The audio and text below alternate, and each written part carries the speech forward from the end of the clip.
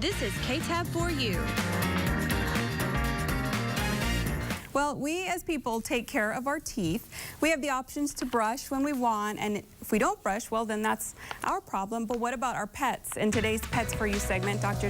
Price of the Windmill Animal Hospital is here to teach us how to help our pets or have them take better care of their teeth. I know my dog won't let me near her. She won't. Most dogs don't like having their teeth brushed. So let's talk about this, Dr. Price, because I never, you know, until I saw a doggy toothbrush. I mean, how do you get them to... Well, it's not something you think about, but think of a dog that's 10 years old that has never had its teeth brushed. I mean, what would your mouth look like if you didn't brush your teeth for 10 years? So we have to do maintenance. And a lot of it is very easy, and then there's the annual or every other year, every third year formal dental cleaning at your veterinary practice. 85% of dogs and cats have periodontal disease by the time they're 3 years old. I was reading that. Yes, and it's the #1 cause of heart murmurs, and it causes liver damage and kidney damage, causes a bad effect on our relationship with our pets because you can't get near a pet who has breath that will melt paint off of a car. Right. And if you think about them having that bad a breath, well, with that bad breath is there because of the infection in their mouth. Well, with the infection in their mouth comes significant oral pain. Now think of how painful it is if we eat popcorn and get a hole up between our teeth. Well, that's what dogs with periodontal disease deal with every day, involving most of their mouth. And they're still nice to us, and they still wag their tails and still want to give us those gross, yucky kisses that smell so bad.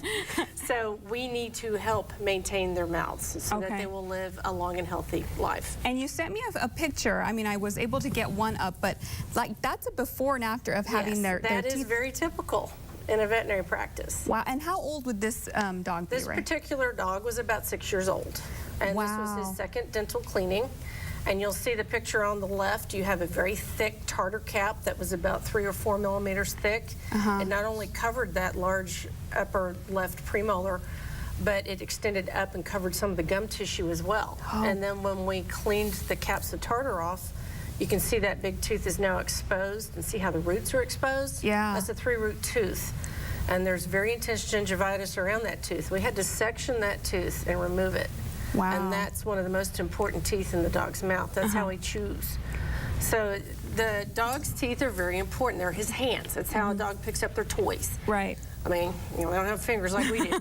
And then, of course, their jaw teeth are how they crunch their food. And so we need to get them taken care of. At what age are they supposed to kind of start getting dental care? Well, we talk about it with our puppy owners from the beginning to get them started on chew sticks and toys that help stimulate cleaning of the gums. And we also encourage our puppy owners to start handling their dogs' mouths and teach them about having their teeth brushed.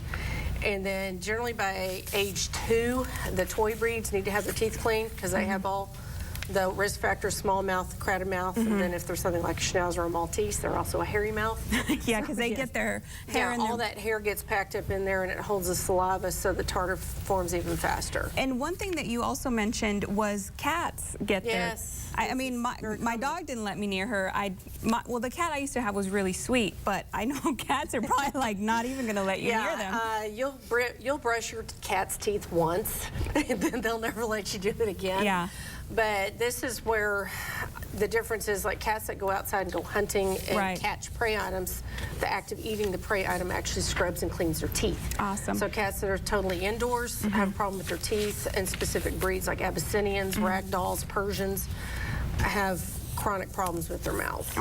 So well, this is just maintenance like anything else. Thank you for all that information. You're welcome. And again, if you still have questions or you'd like to get your pet a checkup, they are located at 2 Windmill Circle here in town. The number is displayed there on your screen. You can also find them on Facebook and at windmillvet.com. Well,